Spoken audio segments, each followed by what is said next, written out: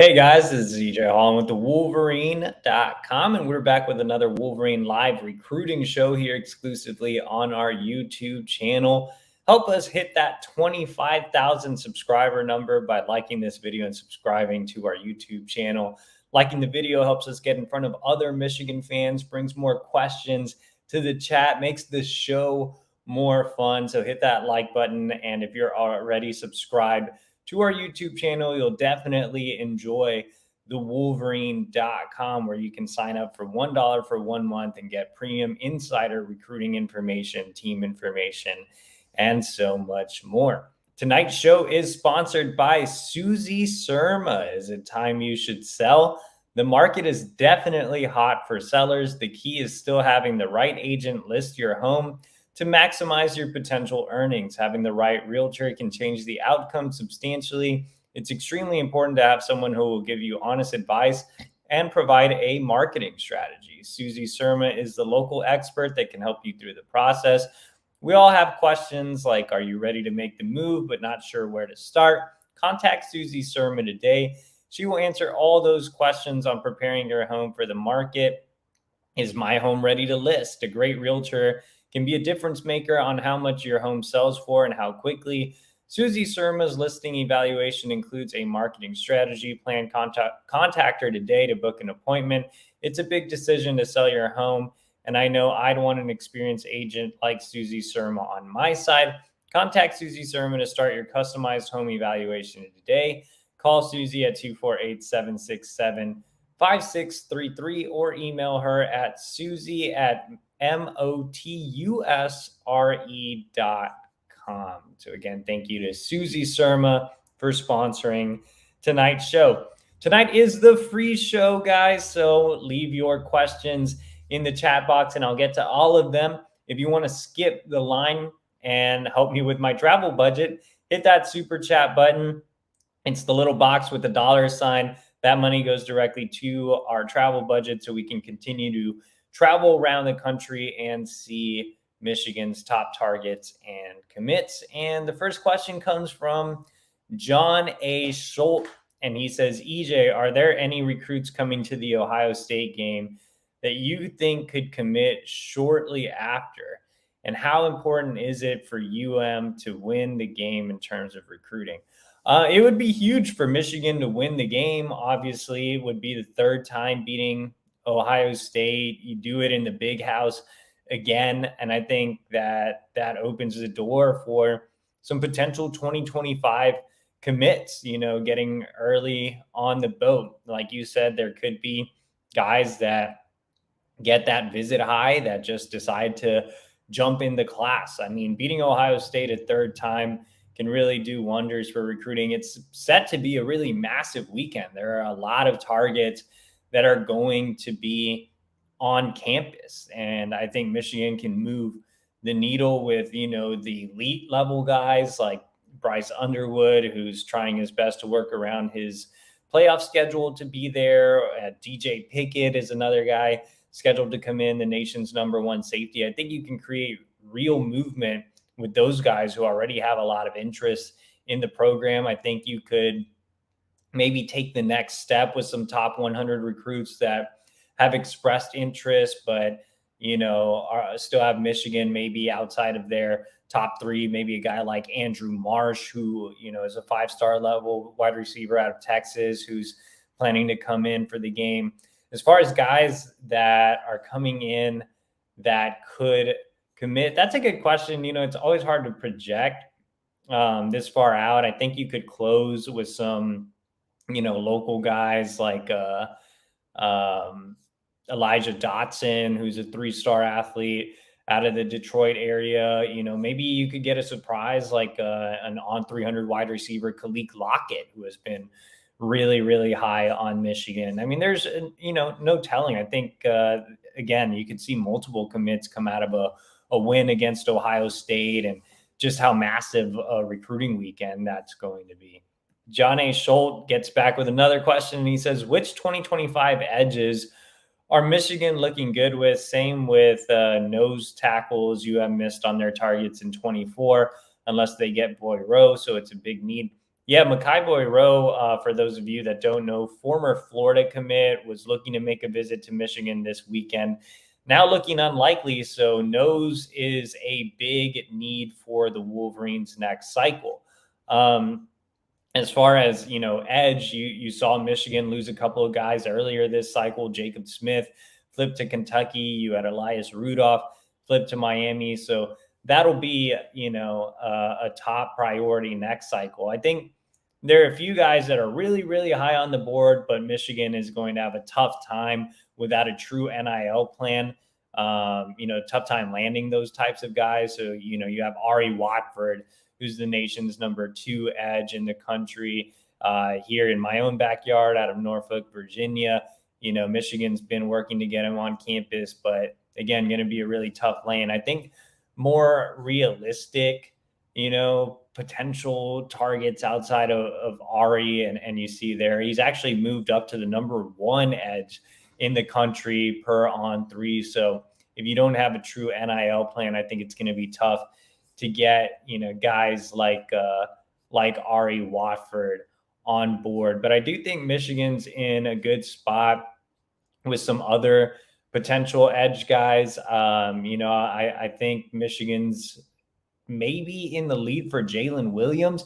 You talk about guys visiting for that Ohio State game. Jalen Williams is coming in out of Palatine, Illinois. So in Chicagoland, I had a chance to visit with him about a month and a half ago, and he was just so high on Michigan. That's an offer he always wanted, and he got it this offseason. He's a 4-star prospect on the industry ranking, and I think that he should be a 4-star prospect across the board. He's a big kid at 6'6", 280 pounds, but doesn't even look 280. He's a candidate to be a Mike Morris type of guy for Michigan if he ends up in Ann Arbor. And, another guy out of Chicagoland that's very high on Michigan is Nathaniel Marshall out of Oak Park, Fenwick. He's a guy that visited in the offseason and is looking to get back maybe for that game against Ohio State. And Marshall is, really highly touted. I think it's probably a Michigan, Notre Dame battle with some others, involved there as well. But he's actually listed as a defensive lineman, but at 6'5", 240, they kind of like him in that Jalen Harrell role.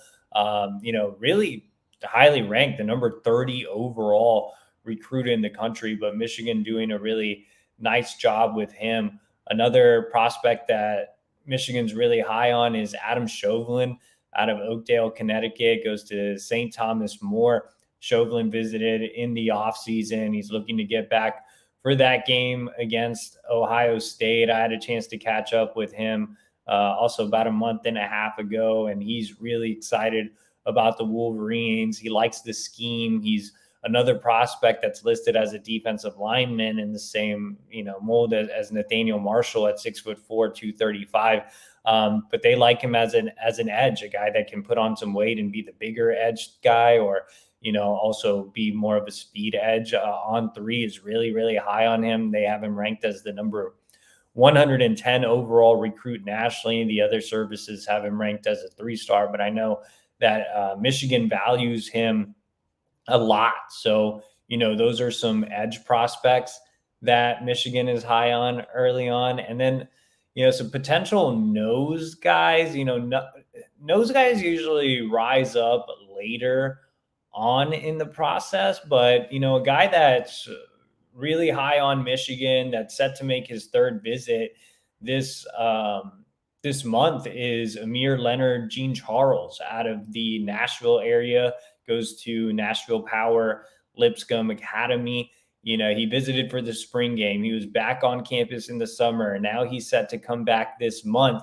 And I say this month because he was originally scheduled to be on campus for this weekend's game against Purdue, but he may push that back for the Ohio State game. But he's listed at 6'4", 285. I just saw him this past week, and he's over 300 pounds. So they like him as that, bigger, longer nose. That's definitely that mammoth type at over 300. They landed that type of guy in Kenneth Grant, but didn't necessarily do that last cycle. I think Amir Leonard Jean Charles kind of fits that mold. And you see he's unranked by On3.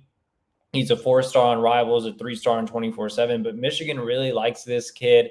And he does have some, SEC offers. You see on the recruiting prediction machine, Ole Miss, Tennessee, Kentucky involved as well. So he's definitely a nose candidate. And another nose candidate that just visited last month is Dylan Battle out of Mansfield, Texas, in the Dallas area, goes to Timberview High. He's one that, has quietly risen up Michigan's recruiting board and showed legitimate interest by making an unofficial visit last month. And I know it's tough to pull, big defensive linemen out of the Lone Star State with so many Southern programs involved. And you see Dylan Battle, he's ranked as an on 300 guy, and on the industry ranking, also in the top 300.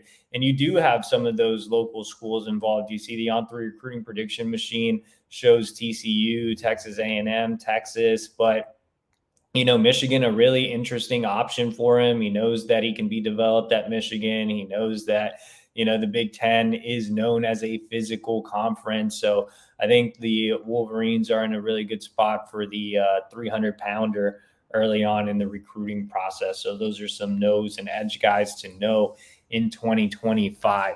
All right, let's go up to Ben Ricketts, and he says, beefing up the recruiting department was mentioned in yesterday's show. Where do you see the biggest needs to improve the recruiting department, and who are some recruiting staffers that you would like to see at Michigan? I think just the general recruiting department. I think the scouting department with Denard and Gamble is fine. They have plenty of guys to break down tape. I think the on-campus recruiting department is great. That's already been expanded. Remember, Christina DeRuyter's position didn't even exist before they hired her, and now she has a small army of other girls working with her, and they do a fantastic job with recruits and families when they are on campus. But the actual recruiting department itself, when I covered Texas, which was a fellow blue blood program, they had a huge operation because the head coach at the time was Tom Herman, who worked under Urban Meyer. And if you remember, Ohio State had a crazy, recruiting operation. So it was the same type of Ohio State model at Texas when I covered them and Tom Herman. So I'd love to see Michigan catch up and have a blue blood level program. And it's not just Ohio State and Texas. I mean, you have other blue bloods across the country. And even in your own conference, you have a school like Penn State that has a huge recruiting department as well. And, with Michigan, it's a really small operation. You have Albert Karchnia. They just hired Sam Popper a few months ago. And those guys, work really hard and they grind when it comes to doing stuff in the office, but they don't necessarily have a wide network to really help the staff when it comes to recruiting relationships. And that's something that Texas had because they had guys assigned to different areas within the recruiting department. And so, I know that, for example, Steve Klinkscale, right? He has strong ties in the state of Ohio. He's done a fantastic job recruiting the state of Ohio. But Steve Klinkscale can't focus all his time on recruiting Ohio because he has other areas to recruit. He has other positions to recruit, and he's a football coach. He has the team to worry about, his position group to worry about, right? So if you had a recruiting staffer dedicated to helping Michigan recruit the state of Ohio, that means that guy can be in consistent contact with underclassmen. That means that guy can be in consistent contact with the high school coaches, with the trainers, with the mentors, everybody that comes with a recruitment. Steve Klinkscale is just one guy. So if you had a guy that's personally helping keep regular contact, that goes a long way in recruiting. I know it's the era of NIL, but you still have relationships that matter. And so what Texas did was they had, kind of similar concept that I just said. They had a guy dedicated to Dallas. They had a guy dedicated to recruiting Polynesian kids. They had a guy dedicated to Houston. They had a guy dedicated to California. So you have all these guys that are dedicated to helping coaches in their states and that, or in their areas or, with specific ties. And that makes the job easier for the assistant coaches who also have to coach the football team, right? And so I think, just expanding the recruiting department, modernizing the recruiting department is something that Jim Harbaugh has also been in favor of. They just haven't been able to really get it right. You went from Dudek to Courtney Morgan to Albert Karshnia all over the last 4 years. I think you've had 3 changes. So they haven't been able to find a guy to lead the charge and then surround him with other, guys that can really help the coaching staff. But, I'd like to see Michigan hire 10, 15 guys and really help boost the recruiting department. I think that should be a must at a place like the University of Michigan. You shouldn't be trailing your fellow blue bloods when it comes to that. When it comes to a recruiting department, especially since those guys, they're not making the big bucks here. So I think you can afford to bring on, as many guys as you see need. I feel like Michigan will definitely expand the recruiting department. As far as guys that I'd like to see Michigan bring in, recruiting staffers don't have big names. It's not like I can go and I can name a guy, right? I can name an example of a guy I'd bring in would be like Taylor Edwards, right? He was at Arkansas when I covered Texas, and Arkansas used to be a little bit of a pain for Texas. And then he was at Maryland when George Hilo was there, and they sold Brandon Jennings, and he played a big part in that. And now he's at South Carolina, which is doing a great job of recruiting, but nobody's going to know who Taylor Edwards is. A lot of these guys are just kind of behind the scene guys that work really, really hard.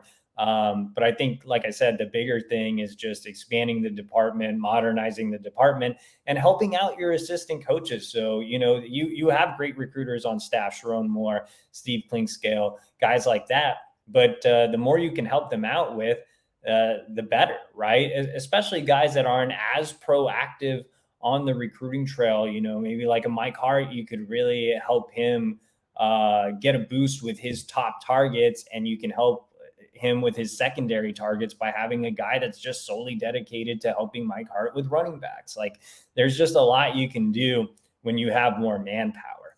Let's go down to Tyson Smith. And he says, who are the big visitors for this weekend? So the biggest is a maybe right now, and that's Nitro Tuggle on 2024 wide receiver who's committed to Georgia. Michigan is trying to get him on campus. His teammate Josiah Edmond is committed to the Wolverines, and he's doing his best to try to recruit Nitro Tuggle. He told our Zach Libby that he really did want to make a visit to Michigan. So before he committed to Georgia, he did make a couple of trips to Ann Arbor. He has a strong relationship with Michigan wide receivers coach Ron Bellamy. Like I said, you have the Edmond tie. So he's a maybe for this weekend. Would be great for the Wolverines to get him on campus and see if they can make a move there. I think it's going to be tough to flip him from Georgia, but you never know. You have to get him on campus. And then there's some, 2025s coming in. I think the highest rated of the 25s is Dwayne Galloway out of Ohio, defensive back. Obviously Steve Klinkscale has shown that he's not afraid to go after top talent in the state of Ohio, especially in the secondary. I know the Wolverines missed out on Bryce West and Aaron Scott, but that's not going to stop Klinkscale from going after, those types of guys. And Dwayne Galloway has absolutely blown up over the last few months. This kid went from unranked to the number 98 overall recruit in the country per On3. Michigan actually has the lead on the On3 recruiting prediction machine. Ohio State hasn't offered yet, which is interesting considering he's a Columbus kid and has blown up the way he has. But he's a tall, long corner at 6'2", 175 pounds. Another highly touted guy coming in is Marshall Pritchett on 300 tight end out of Georgia, same school that produced Marlon Klein. He told me has really, really high interest in the Wolverines, has been building a great relationship with tight ends coach Grant Newsome. And so I think the Wolverines have a chance to potentially take the lead for Marshall Pritchett this weekend. And then another guy to know is Carter Smith, quarterback out of Florida, coming in on 300 prospect. All eyes on Bryce Underwood, but Carter Smith could definitely be an option. Tyson Smith also says Michigan is a top school for Husan Longstreet. Where do we stand there? So Husan Longstreet on 300 quarterback. I'm sorry, 4-star quarterback out of California. It's interesting. He dropped his top 8 today. And I know Zach had seen him live at the Michigan satellite camp in Detroit this summer. Longstreet actually made an unofficial visit to Michigan and then threw in front of Campbell at that camp. But I hadn't really watched much of his tape. So, I don't really love to watch huddle tapes too much unless it's the only thing available because it's just like highlights. So I went and I found a full game that was cut up to where it was only his throws. So all his throws, all his runs. And man, he's so interesting. He has the same exact type of build as Jaden Davis, 6'6" and a half, 185 pounds. Literally, if you pull up the tape, he kind of looks like Jaden Davis, but much different type of prospect than Jaden Davis. He can run first and foremost. Corona Centennial is one of the better programs in California. They're consistently facing high-level teams. But, I saw him against defenses against a defense that had a couple of D1 players, and he can run, man. They had some design runs for him off the read option, and just, they ran quarterback power with him. And, he wasn't a game breaker as a runner, but he could run, showed a little bit of, mobility in and out of the pocket, just escaping pass rush. I wouldn't say he's as efficient as a passer as Jaden Davis. It looked like Jaden was more comfortable just throwing short to intermediate. But man, he's so interesting in the sense that his throwing motion's kind of weird. And he throws at all these different arm angles. Like he has all these side arms and just his release points all over the place, but it works. It's like, wow, this guy's so unconventional, but he's making a ton of plays. And so I don't think he has as high of a floor as a guy like Jaden Davis, who's just a safe take, but he's definitely a high ceiling type of kid. Like there's just something about him where I'm like, this guy's weird, but I like him. And then, as far as where Michigan stands, I mean, like I said, he visited in the offseason. Michigan actually has the lead on the On3 recruiting prediction machine. If the Wolverines miss out on Bryce Underwood, I could see them, making a harder push for Longstreet. Kurt Campbell's keeping in touch there. And like I mentioned over at the Wolverine.com, they really, really do like him. So I think Michigan's in a good spot there. Tyson Smith back with another one. He says, any chance with David Sanders? Others keep writing about him. Yeah, I think because Sanders had a social media post or something where he talked about Michigan, or he was wearing Michigan gear or something. Look, I think this is going to be a tough recruitment for Michigan to win. You obviously have the ties to Jaden Davis and Channing Goodwin, both out of Providence Day and are committed to Michigan. On top of that, former Wolverine Jonathan Goodwin, who is Channing's dad, is his offensive line coach at Providence Day. And even more than that, Michigan was actually the first school to offer David Sanders. So terrific evaluation there by Sharon Moore. However, like I said, I think this is going to be a tough recruitment to win. Sanders made his first visit to Michigan in the summer. He's set to be back for the game against Ohio State. But I think Georgia, Clemson, Alabama, South Carolina are really, really high on his list. I have a hard time, seeing him leave the South. If NIL becomes a factor, I don't have much confidence in Michigan going up against some of those schools.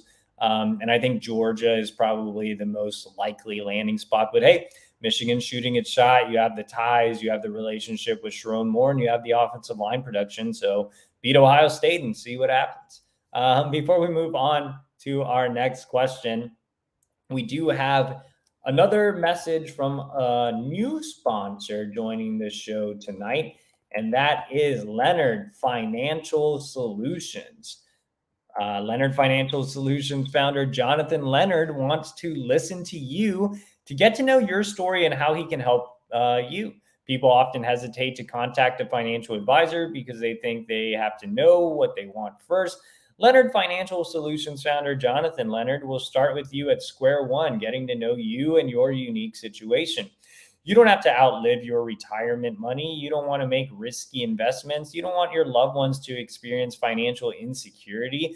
Leonard Financial Solutions wants to alleviate your fears by providing you with options for life insurance, income protection, retirement income, safe annuities, and Medicare. They take the time to explain the pros and cons of each product and will not rush you through the decision-making process, giving you the time you need to commit to a plan.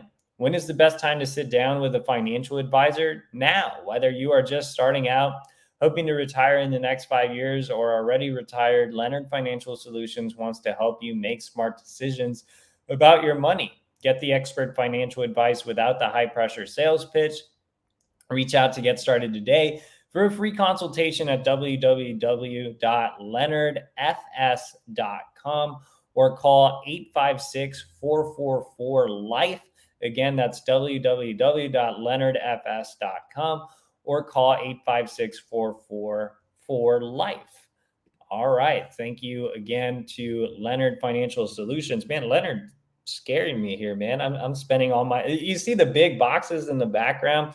I just spent all my money on a 70-inch TV and some Yeezys. So I'm going to have to hit up Leonard so I can manage my money better because I'm just blowing all my bread. Let's go down to Tyson Smith. And he says, what's your favorite bird? What a weird question. My favorite bird is probably penguin. I guess I'm going to go with a penguin. I really like penguins, man. I feel like penguins are, kind of judged because they can't really fly, but it's one of my life's dreams is to go to the Galapagos Islands with my wife and scuba dive and see the penguins swimming. I really like those little non-Arctic penguins that live in South America and in Australia. So, big penguin guy. And then, I would say penguins. And then I think you have to put some respect on chickens because we eat them so much. And I obviously got to spend time with them at the farm. And, I feel bad that we eat chickens, but at the same time, they're so good. And it's turkey season. It's November. So shout out to turkeys as well. Let's go down to Jeff M. And he says, it doesn't appear that Jaden Davis was able to bring many, if any, recruits with him. Would it be different with Bryce Underwood?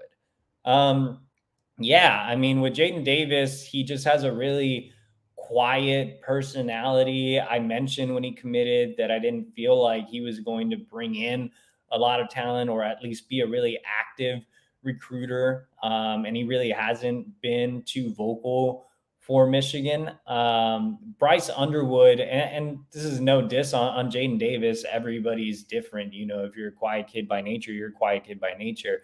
And if you don't really love recruiting others, it is what it is. But I think it helps having a guy that is a peer recruiter. And I think Bryce Underwood can be that. Bryce Underwood is also pretty quiet, but he commands so much respect. And once he gets to know you, he does, come out of his shell a little bit. And I think that a lot of the highly touted wide receivers already know him because Underwood has spent the last few years traveling around with Sound Mind, Sound Body to different 7-on-7 events. He's been to different camps. He knows a lot of these kids, not just at the wide receiver position, but just across the board in the 2025 recruiting class. And unlike Davis, he's the number one overall recruit in the country. When you have a 5-star level guy like that's number one at the quarterback position, number one player in the country, you're going to want to play with Bryce Underwood. And also, unlike Davis, I think he's just a surefire guy. I think he's the best quarterback recruit I've evaluated during my time on the Michigan beat, and that includes JJ McCarthy. Now, JJ had a more magnetic personality than Bryce Underwood for sure, and JJ was able to wrangle in some guys to join him. But I think Bryce Underwood's status just helps him out so much. And like I said, even though he's quiet, he just kind of has a swagger and he knows a lot of these kids. And so, yeah, I think Bryce Underwood would obviously be a massive land based on talent alone. But I also think he would be a massive land in terms of being a peer recruiter because Michigan hasn't had a quarterback that's been a big booster on the recruiting trail since JJ McCarthy. Like there hasn't been anybody at the quarterback position, and JJ is about to, potentially move on from Michigan. And you haven't had a guy at the quarterback position that's been able to really vocally lead the class, like that's kind of disappointing. I think Bryce Underwood can definitely be that guy. Chaotic 37 says, I'm beginning to think much like Coach Hart in the past. Coach Elston is prioritizing offering hardworking, moderately talented players over blue chippers. Let me tell you something about Mike Elston. First of all, also like Coach Hart, he is a great evaluator of talent, but Mike Elston loves the lunch pail, hard hat guys. He wants those hard workers. And Zach and I always joke about, oh, another Mike Elston offer. It must be a lunch pail guy. And we're going to write these stupid cliches that everybody hates. But man, Mike Elston likes his type of guys, and he's had success with those types of guys in the past, dating back to his time at Notre Dame. I'll tell you a story. One time I was in Dallas, and I was already on the Michigan beat, so I was just back home. And I was out at a practice, and I saw a coach that I knew from my time on the Texas beat that coached at Oklahoma, and now he's still in the SEC. And he had worked with Mike Elston in the past. And I said, hey, coach, I know you worked with Elston in the past. You know, this was when Elston first got hired. I was like, what do you think about him as a recruiter? And he said, I'll give you one piece of advice. Be very careful questioning Mike Elston's evaluations. And so, you know, I've never really questioned Mike Elston's evaluations because I do like the lunch pail guys he brings in. You know, I'd love to see him go after some of those big time defensive linemen. But, you know, it's so tough for Elston. And I'm not trying to make excuses for him, but it's so tough for Elston to recruit those high level defensive linemen because, one, you know, high level defensive linemen are tough to find, especially early on. Two, they're located in the South a lot of the times. And so getting them to Michigan is tough already. And then three, now that we're in the NIL era, it's tough to land those types of defensive linemen, right? Because you have NIL, they're most likely in the South. Like, it's tough to get really highly touted defensive linemen. And so I think Mike Elston does a really good job of finding guys that really fit what he's looking for. Brooks Barr, Ted Hammond, Bobby Kanka, they're all basically the same guy. And even more targets like Cole Breeler, like basically the same guy. But I think he can turn those types of guys into really, really productive players. Owen Wayful, I'm super, super high on, you know. Yeah, I just think Mike Elston's a really good evaluator of talent. He has his certain type of defensive lineman. Would I like to see him land, you know, some 5 stars, some top 100 defensive linemen? Definitely. But I do think the guy knows how to evaluate. And I think in the age of NIL, where Michigan doesn't have a set plan on the recruiting trail, it's a tall task to ask him to do that. But yeah, I mean, that's kind of my thoughts on Mike Elston. John A. Schultz says, EJ, now that Halloween is over, it's on to Thanksgiving. What is your favorite Thanksgiving side? Is cranberry sauce good? Yes or no? No, man. Nobody likes cranberry sauce. Get out of here. Cranberry sucks. And so does cranberry like juice and anything cranberry related. Get out of here. I don't want cranberry. I don't want stuffing either. I've heard that stuffing can be good if it's made right, but I guess I've never had it made right because that sucks. My favorite Thanksgiving sides, I mean, are just the traditional sides: mashed potatoes and gravy, obviously. Corn, any type of way. You want to give me some buttered corn. You want to give me some corn on the cob. You want to give me some creamed corn. I will take creamed corn every day, all day. I'm from the South, so creamed corn is a great time. And yeah, that's pretty much it, man. I just like my turkey, my mashed potatoes and gravy, and my creamed corn. I don't want sweet potatoes, you know, or yams. Aren't they the same thing? Like, I don't want any of that. I don't want cranberry stuff. I don't want pumpkin pie. I don't want any of anything that's not mashed potatoes and corn. So that's all I'm taking. Let's go down to Buzz Buzzer. And he says, hey, EJ, that's a cool name, Buzz Buzzer. Hey, EJ, real odds on the Big Wood coming to Michigan. All right. I don't know if we're going to stick with the Big Wood for Bryce Underwood, but I do think Michigan's still in a heated battle with LSU right now. The things that have to happen for Michigan are, one, Jim Harbaugh does have to get an extension.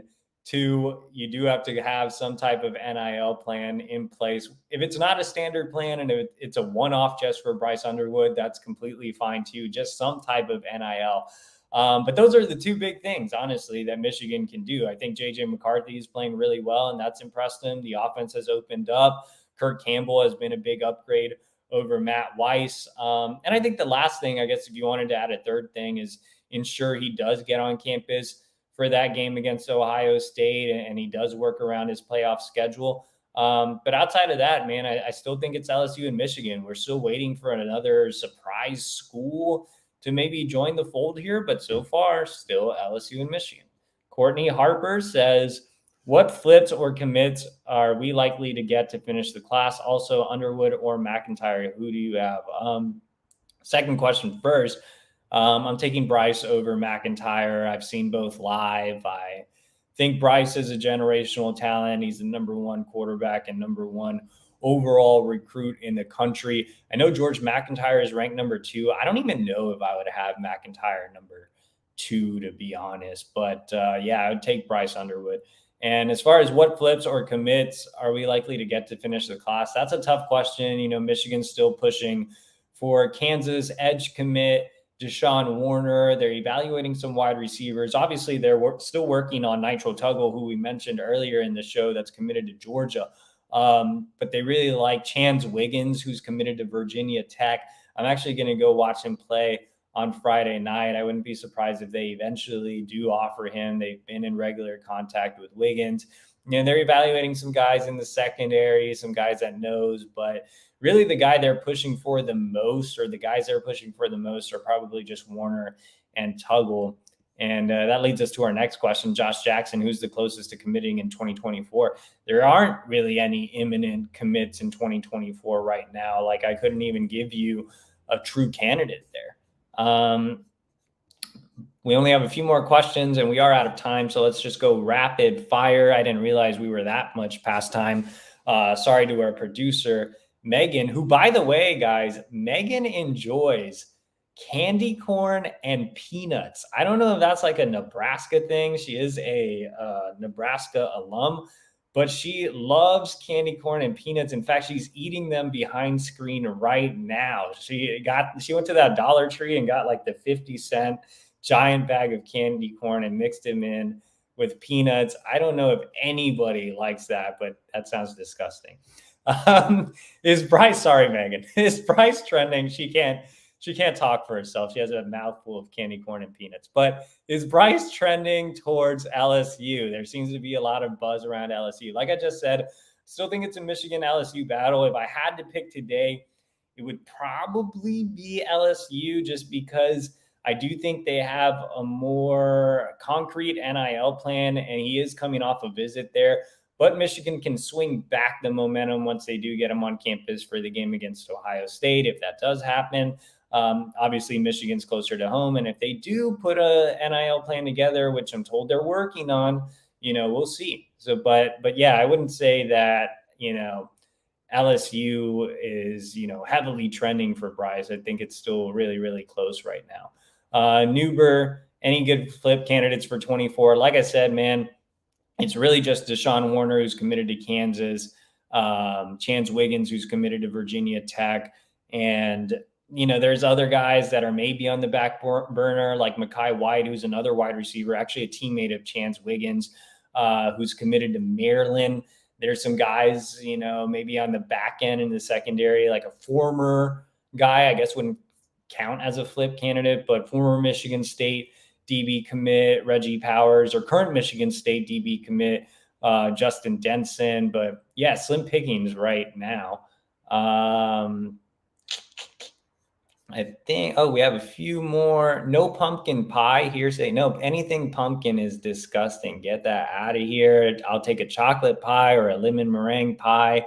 Any other pie you want to give me, but not pumpkin pie. Trying to think of rhubarb. Go up to Traverse City, get yourself a rhubarb pie, but definitely not pumpkin pie. I heard that Jim is going to get his contract Our Chris Ballas is reporting that the contract talks are ongoing, they're progressing, and things could happen soon. So we'll see. Any surprise 2024 recruits to join the class? Not right now, guys. And last thing is Megan, candy corn, WTF. I guess if you're a corn husker, you'd like candy corn and peanuts, candy corn mixed with peanuts. We can't forget that it's not just candy corn itself. All right, guys, go celebrate Dia de los Muertos. I will be eating enchiladas tonight. Also, like this video, subscribe to our YouTube channel, help us get to 25,000. Subscribe to thewolverine.com today for $1 for 1 month and get the latest on Michigan recruiting, the team, the sign stealing scandal, Harbaugh's contract. There's no better time to take advantage of $1 for 1 month. And I'll see you next week for our Wednesday show and our Tuesday show with Zach Libby as well.